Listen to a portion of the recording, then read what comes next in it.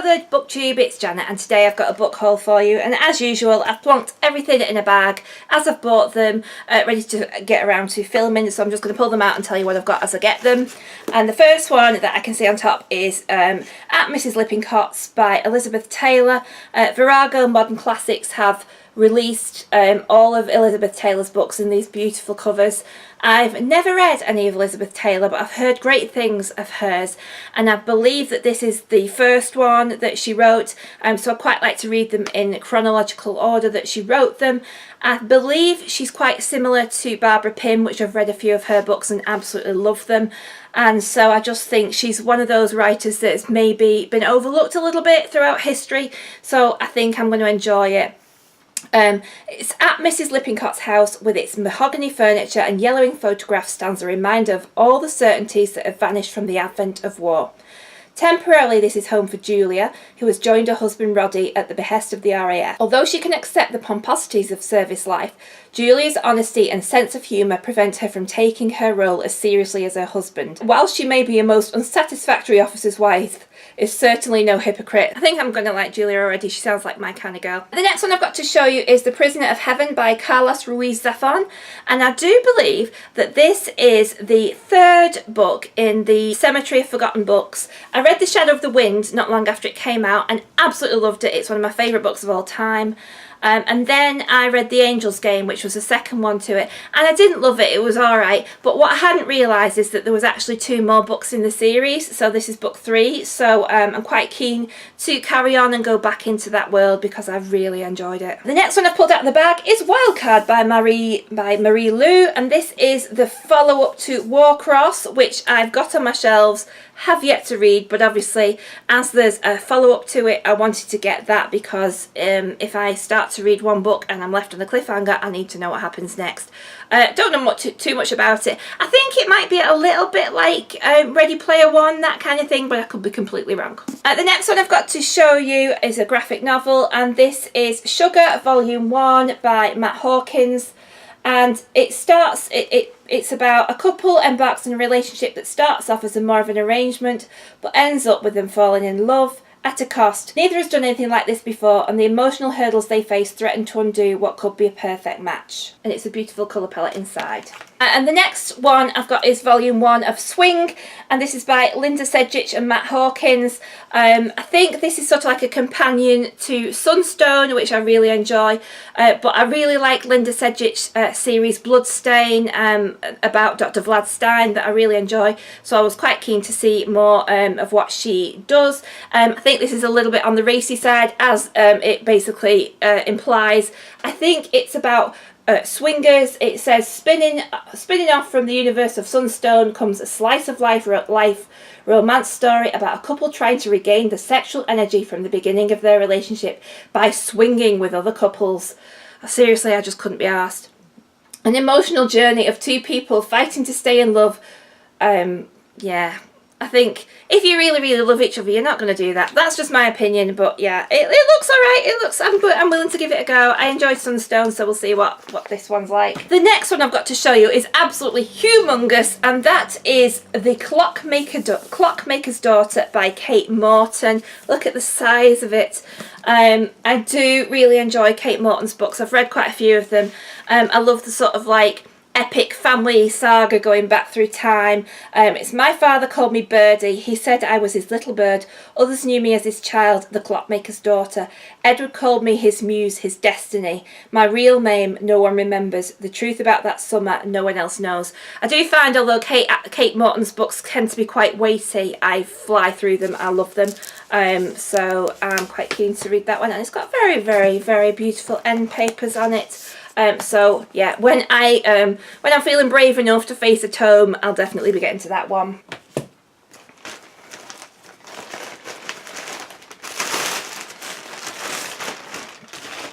The next one I've got to show you is also massive, and this is the latest one in the Shadow of the Wind series, and this is The Labyrinth of the Spirits by Carlos Ruiz Zafón.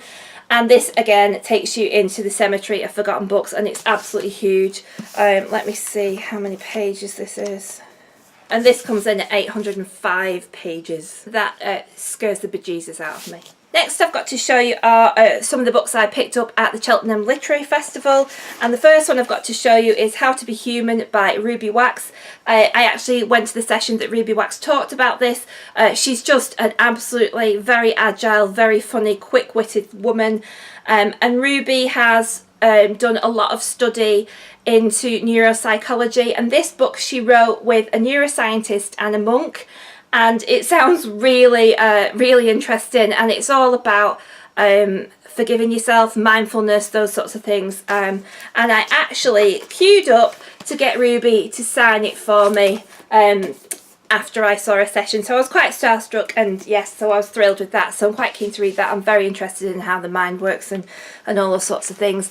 And the next book I've got to show you was just possibly the highlight of my Cheltenham literary experience, and this is Mary Beard, Women and Power, a Manifesto. It's just a small book, and it's a couple of speeches that Mary gave. I just have such a girl crush on Mary Beard. I just think she is an amazing woman. I absolutely love her. She is the voice of reason, and I can't fault anything that she does. If you don't know who Mary Beard is, she is a professor of classics. I think she's at Cambridge University, but she makes quite a lot of documentaries all about the Greeks and the Romans, and she's very much pro-women. She's an absolute icon of feminism, and I queued up to see Mary at the end, and the queue was massive, but it was so worth it. And she signed it for me, and I have to say that I was a bit emotional having met her. She was so lovely.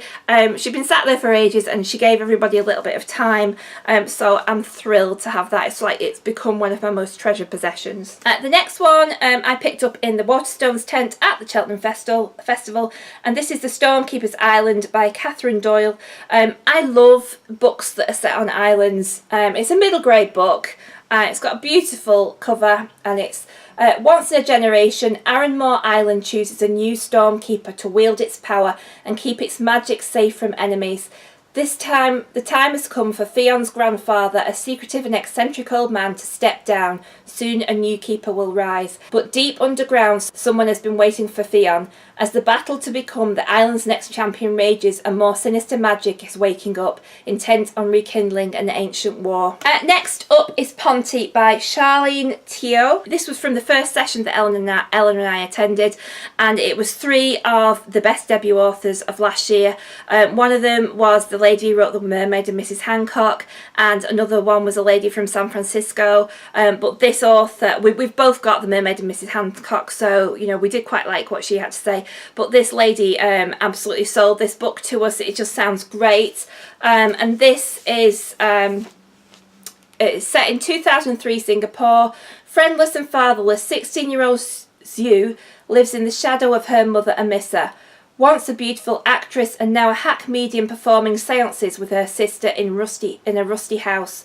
When Zhu meets the privileged acid-tongued Circe, they develop an intense friendship which offers Zhu an escape from her mother's alarming solitariness, and Circe is a step closer to the fascinating, unknowable Amissa. 17 years later, Circe is struggling through a divorce in fraught and ever-changing Singapore when a project comes up at work, a remake of the cult 70s horror film series Ponty, the very subject that defined Amissa's short-lived film career. Suddenly, Circe is knocked off balance by memories of the 2 women she once knew, by guilt and by a past that threatens her conscience. Told from the perspectives of all 3 women, Ponty is an exquisite story of friendship and memory spanning decades, infused with mythology and modernity. With the rich, sticky heat of Singapore, it is at once an astounding portrayal of the gaping loneliness of teenagehood and vivid exploration of how tragedy can make monsters of us. And if I remember rightly, Ponty is a real sort of like the boogeyman in Singapore. It's like a lady that comes down and kills people, I think. I can't remember rightly, but it was just sounded really dark and grisly, so you know, anything like that, and I'm in. The next one I've got to show you is one that both Eleanor and I picked up. We both sort of went off at separate tangents and then both came back to say, oh yeah, we've both bought that. And this is The Silence of the Girls by Pat Barker. And this is a retelling of the story of Achilles, I do believe. I know Pat Barker is a really revered author, so yeah, it's definitely appealed to me. And the final one I've got to show you in this bag is one that I had on pre-order, and this is Muse of Nightmares by Laini Taylor. Absolutely gorgeous red book. Don't know much about it, but Eleanor bought me the first book last year, Strange the Dreamer, which I've yet to read. But I thought, well, this will match the set, and then when I do eventually get around to reading it, I can go straight on with this book, because I believe it's just a duology, so there's just 2 of them, and it's got beautiful red edges. So that's it for this chunk of book haul. I'll see you all soon, BookTube. Keep reading. Bye!